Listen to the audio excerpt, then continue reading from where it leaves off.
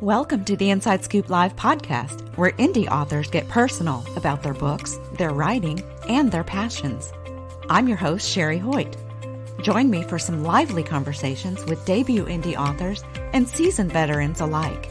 It's a great place to find your next amazing read or even get inspired. So sit back and enjoy the show and let me know what you think. Hi everyone. Today I'm talking with Gloria Swift, author of They Called Me Mama, a children's book about a mama sheep who did things her way. And Gloria will tell us all about Mama in just a little bit, but before we get started, here is the inside scoop on Gloria. Gloria Swift immigrated to the United States in 1973 and served in the United States Army, where she received many firsts in awards and recognition. Ms. Swift also served as the first female police officer on the Foster City Police Department, a time when it was difficult for Black women to integrate into a white, male-dominated profession. Ms. Swift is also a retired educator who holds multiple degrees and credentials in education. Ms. Swift enjoys authoring real stories about real people. She does not shy away from the issues that affect human lives. Ms. Gloria Swift spends her time commuting between the United States and Belize, where as a director she is actively involved in the nonprofit organization, the John and Adele Swift Development and Enrichment Center, established in honor of her parents, providing for those who need food, financial assistance in education, and transportation. She also assists in the family's B&B in Belize. In her spare time, Ms. Swift visits countries around the world and soaks in the culture.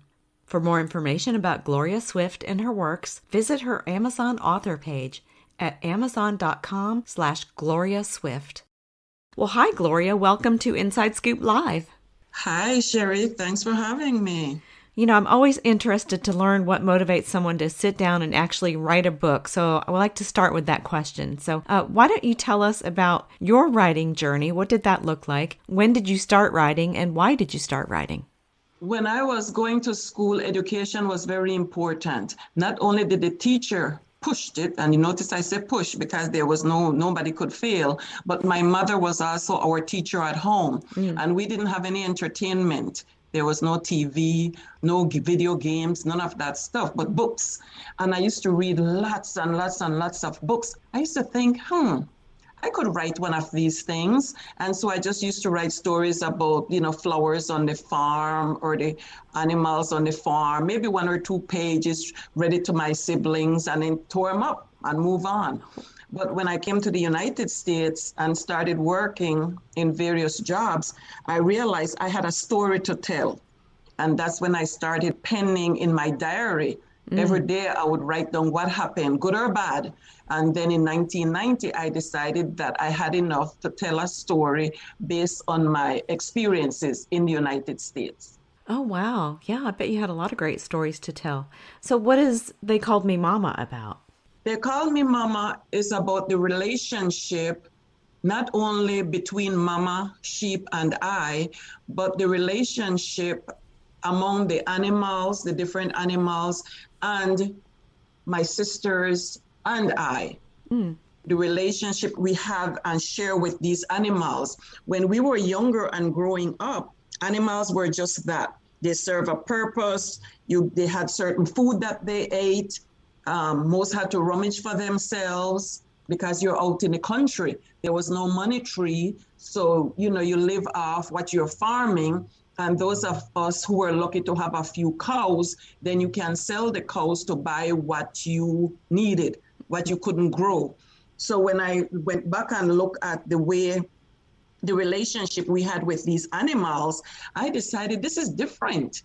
This is really different. So former Belizeans, including those who grew up in rural areas, this would be a rude awakening for them because we all treated animals the same way when we were growing up. And for me to write a book that say, hey, they're different.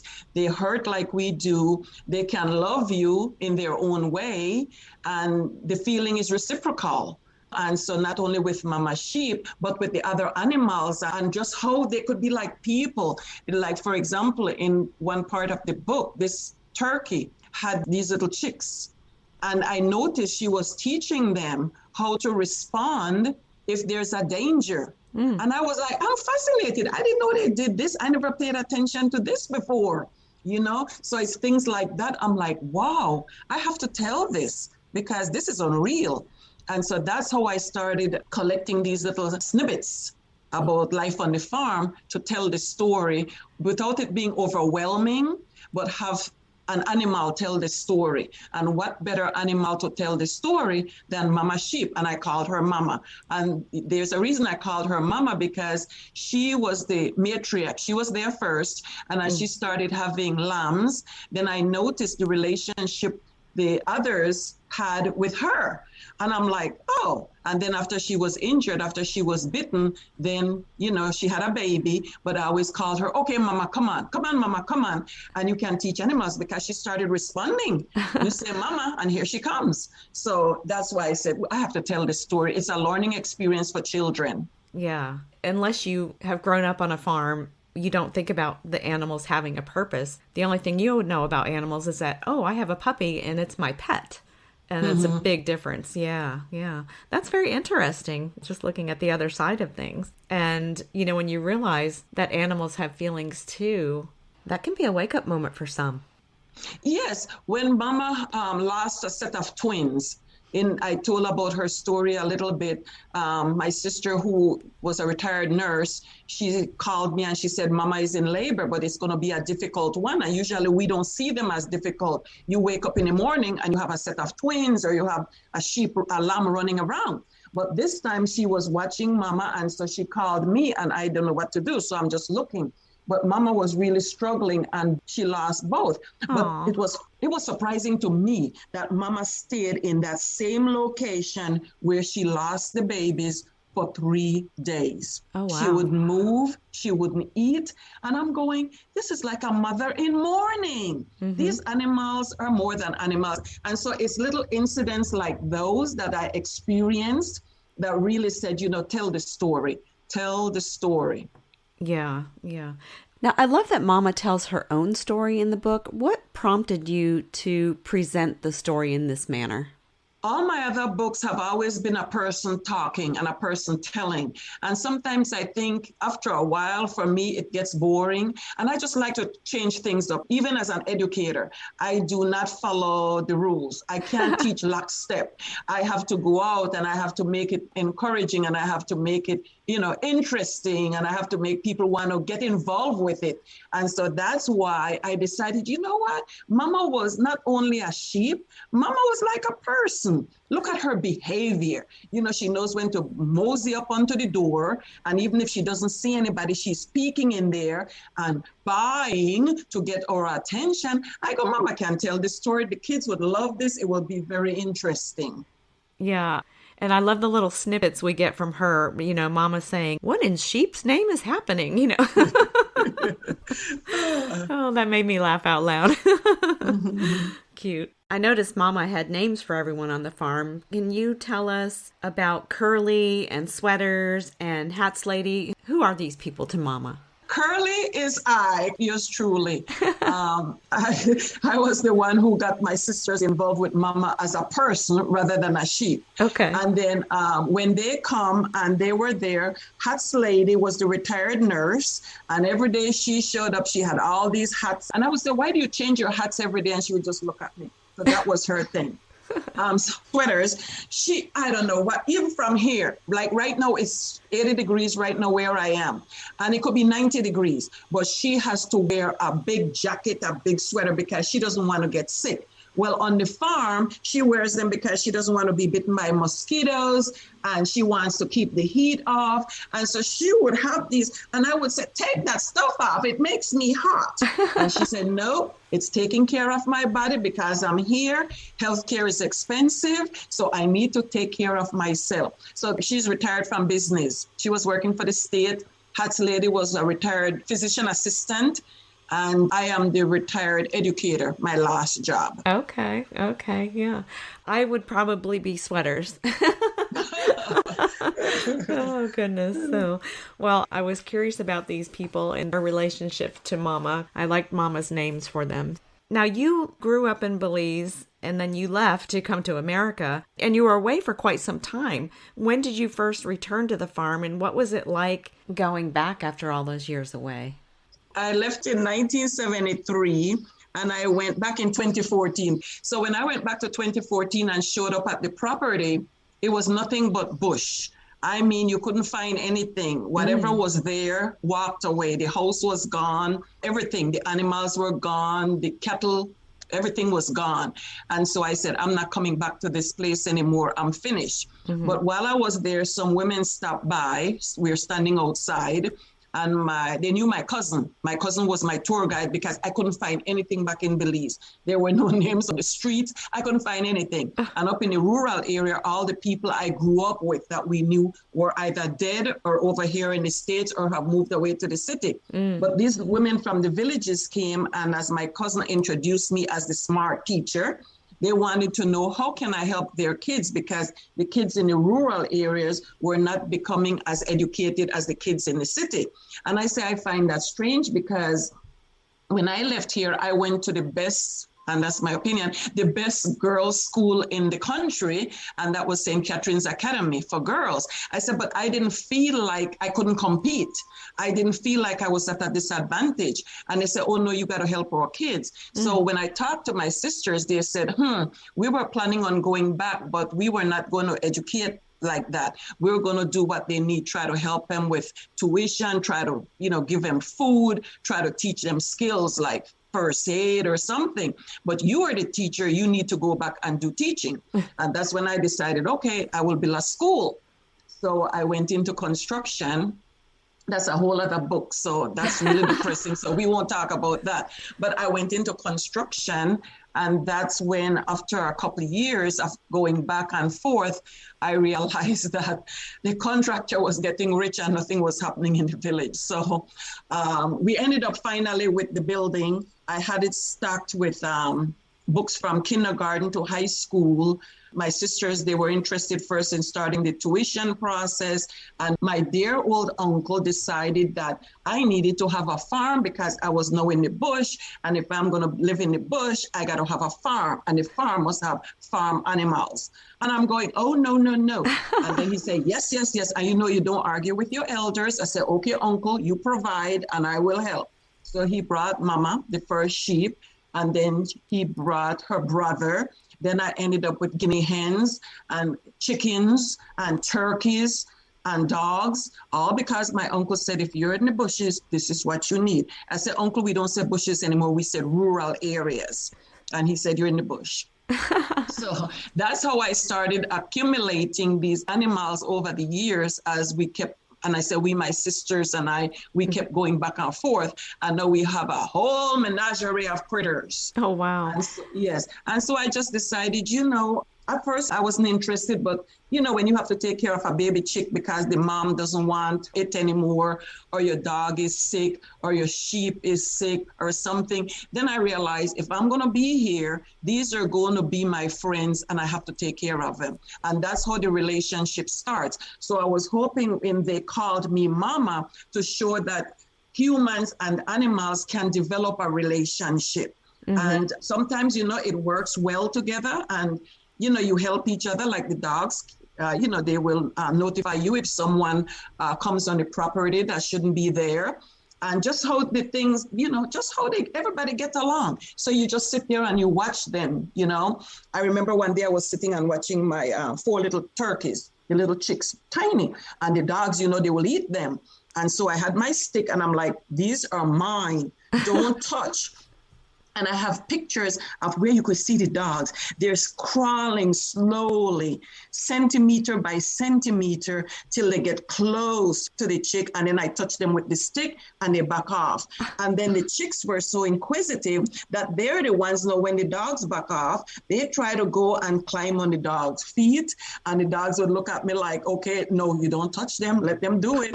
So I started to enjoy this. And I go, wow, there's so much that happens that when I was growing up, it was such hard work. I never noticed this before. Now I'm seeing all this and I got so excited about it. Yeah. That's so funny. I love hearing animal stories like that. Now, is the farm and the school building on the same property?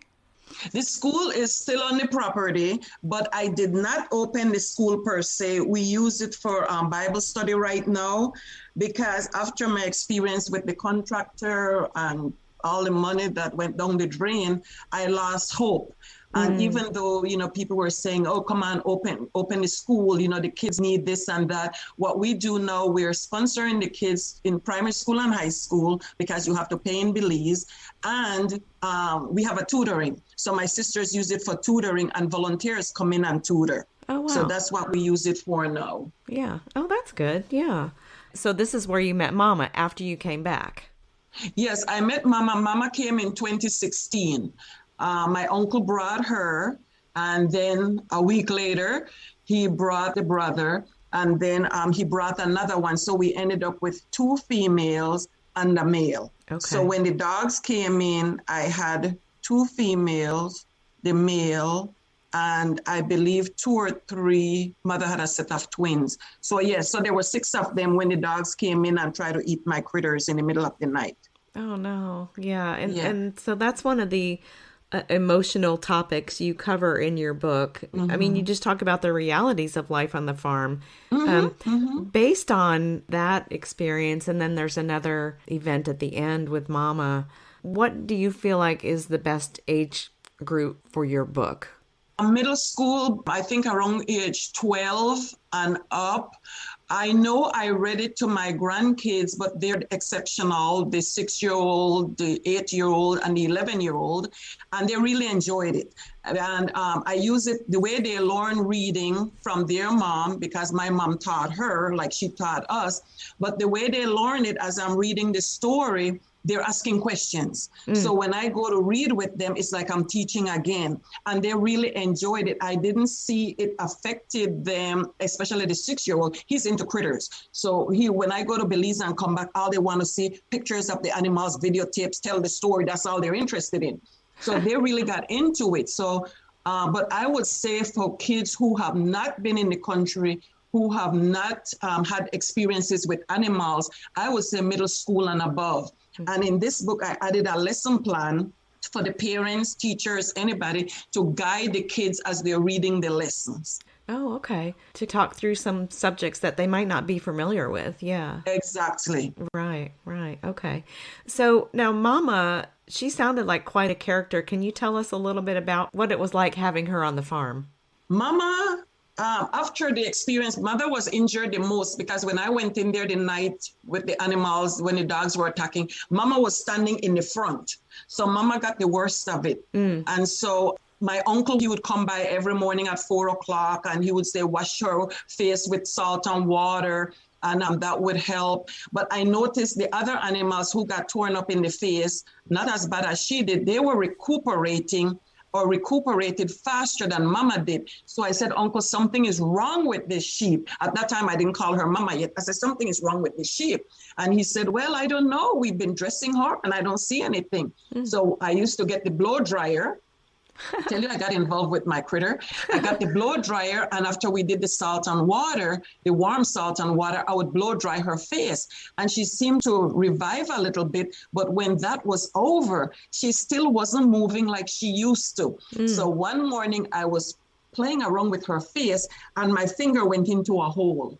And I said, Uncle, come here. And he said, yes, that's the problem. So, she had a hole in her face, but it wasn't visible because, of all the furs or whatever they have on their face. So we were missing it the whole time. Oh, and she used to get special treats because you have to give her special treats so she could stand in one place so you could dress her. Well, after all that was over, I noticed that Mama was pretending to be sick. And I would say, Mama, I already fed you. Now get away from here, Mama. Oh, no. That's why I started calling her Mama. I said, because you're the Mama of these other ones, because I see how they treated her. When Mama was sick and not moving, they congregated around. And then when Mama would get up, then everybody spreads out. So I said, okay, Mama is in charge. So I said, Mama, get away, Mama. But she wouldn't. So if you notice, and my mother was always laughing when we were there because she said, where did you learn to feed the sheep carrots and lettuce and leftover rice and beans and all this stuff. I said, hey, we don't have to buy it. We have leftovers. Just give it to the sheep. The rest were hesitant, but Mama ate everything like a human being. And then when the others see that Mama ate something like maybe the cabbage or something, then they started eating it. I go, this is interesting. Mama is in charge. So every time Mama comes to the door, Mama gets fed. Then I watch Mama. She would hang around the house. And as the population grew, the other sheep would spread out over the property. They miss Mama, and they would be running around making all this noise, buying and buying. And Mama would sit right outside the door and not say a word. Or she would be eating right out there, and she wouldn't move. Then they found her, they got around her, and Mama looked at them and I said, I think she's smiling. And then they're gone again. And Mama just stayed there. And I just watch her and I go, this is really interesting. Oh, let me tell you what Mama did to me one time. So I left. When I went back, I was feeding the critters. So Mama saw that I was feeding the hens one night. So the next evening, what did Mama do? She laid in front of the gate to the hen's house so I couldn't get in. I said, Mama, you better move from here. And she would move. And I used to see I was pushing her. And then she finally moved. But she did that 2 nights in a row, I guess, to let me know that she was first. She is like, so smart.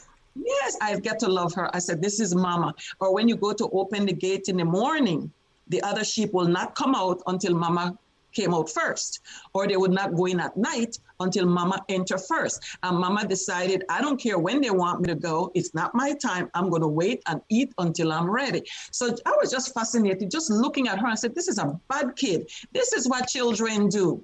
So then my family would say, well, you spoiled her. I said, oh, well, hey, got to spoil one kid. And as we go around, and I just watch her and I look at her sometimes, how she looked at the other critters. And I go, Mama is really studying them. She gets in no trouble and they get in trouble and she just looks at them.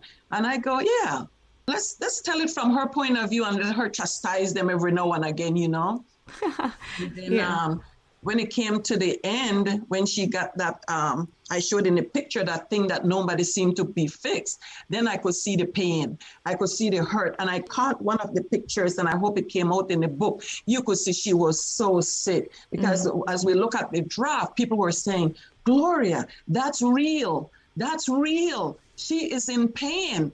And I said, yeah, this, I have to use it. I have to use it.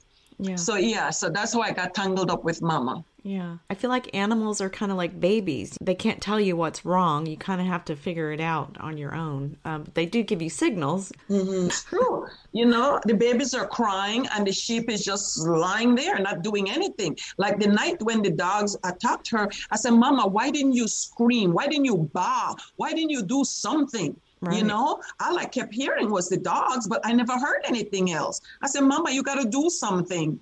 She just so sick. She just looked at me. Aw, poor thing. Now, you talked a little bit about the pictures, and I love all the pictures in the book. I feel like that really took you to the farm in Belize because they were actual pictures there. Were you the photographer? Yes, ma'am. I was running around with that camera all day. I had my phone. I had that phone hooked up all day because when I don't have it, I miss stuff.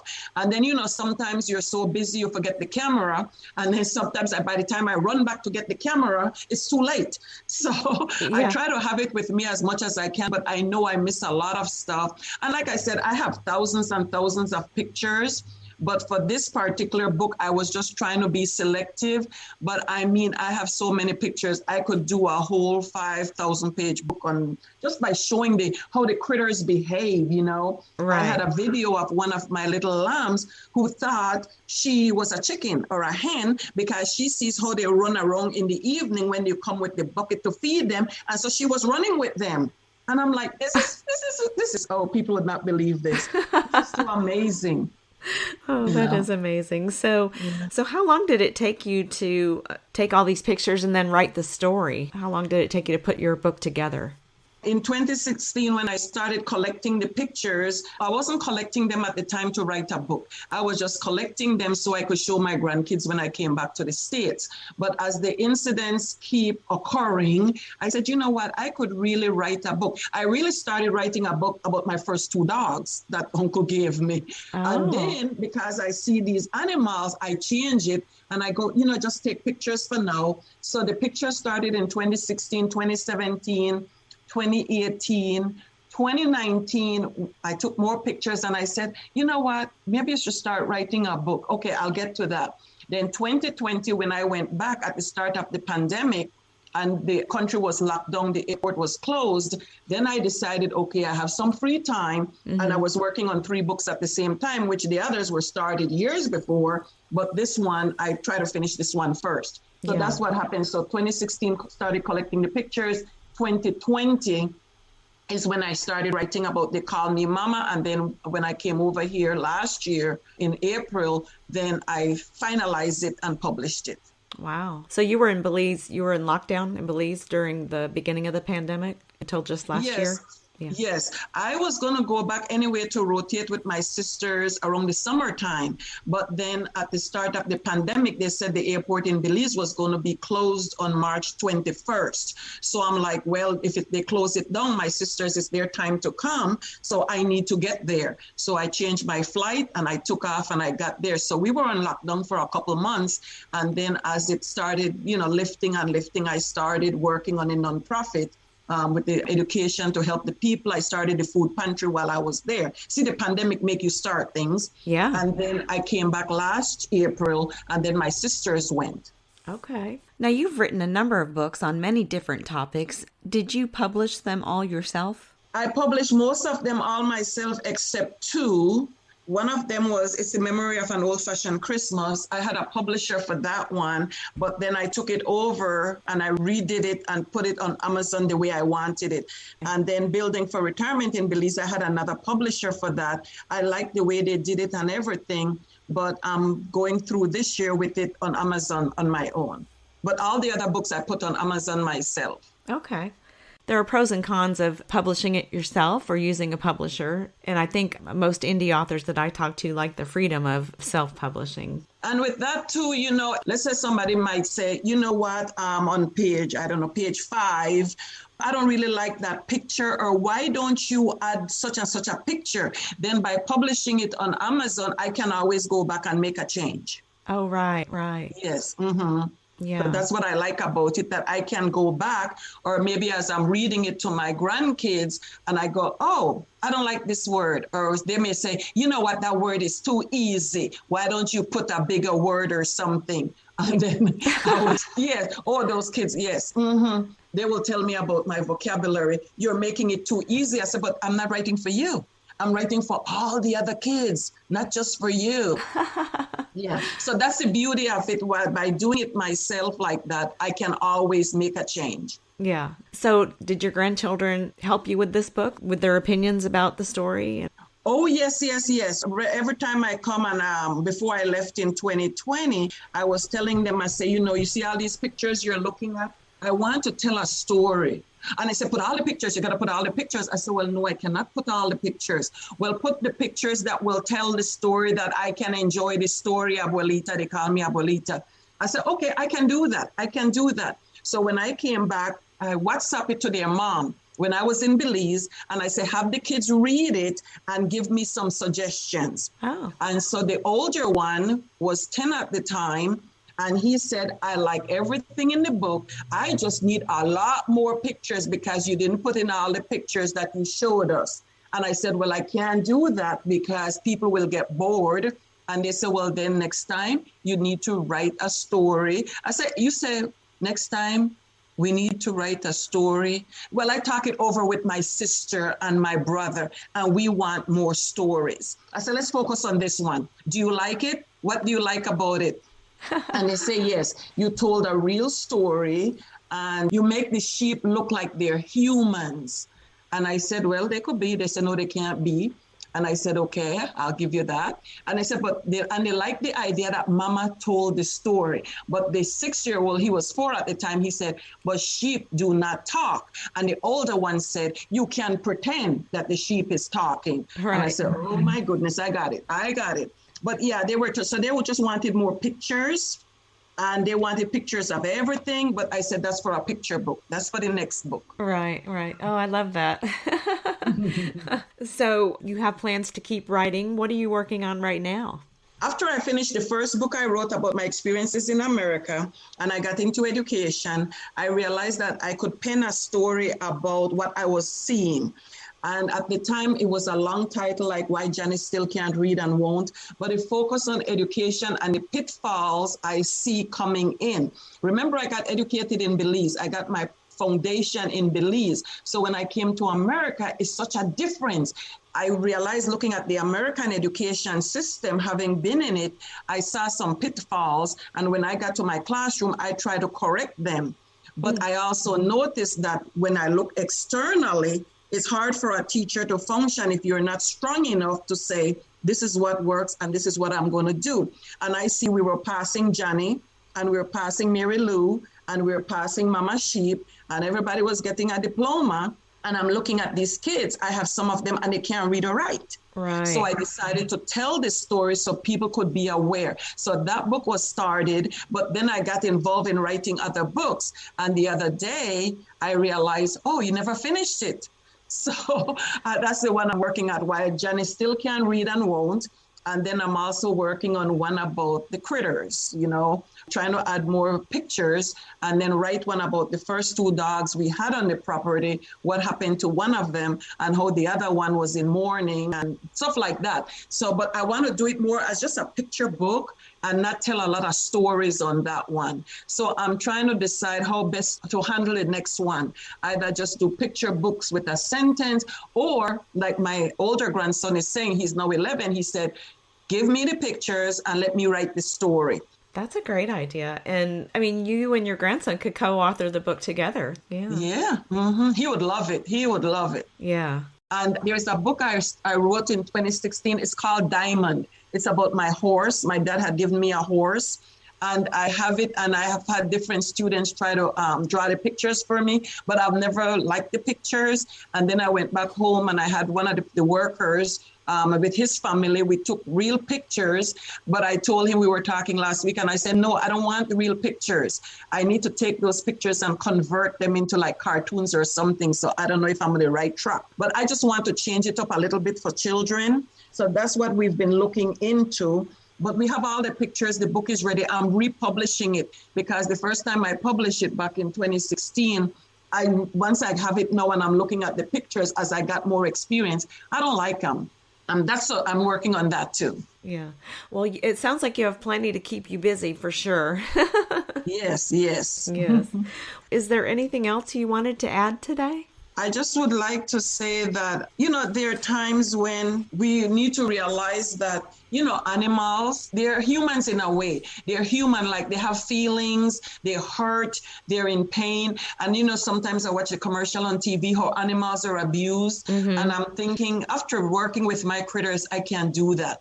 So I have to be careful that I don't want to take care of anymore. But I hope we have an end game, an end number on the farm because we just have too many critters right now. But it's just a pleasure, going back home and trying to help the people with what we are doing there. And, I enjoy it. I miss it. I miss my critters, sitting out there and talking to them. Mother used to say, they're going to answer you one day and I'll see what you're going to do. I say, I'll just run. But yeah, so we have conversations and they would be looking at me and I just talk to them. Well, Gloria, it has been a pleasure talking with you today, and I just wanted to thank you so much for joining us and sharing a little bit about yourself and your work, and we look forward to seeing what comes from you next. I do too, and I hope you'll have me back again sometime. Thank you so much for your time. I really appreciated the discussion. To learn more about Gloria and her works, visit her Amazon author page at amazon.com/Gloria Swift. And be sure to check out our other interviews at InsideScoopLive.com.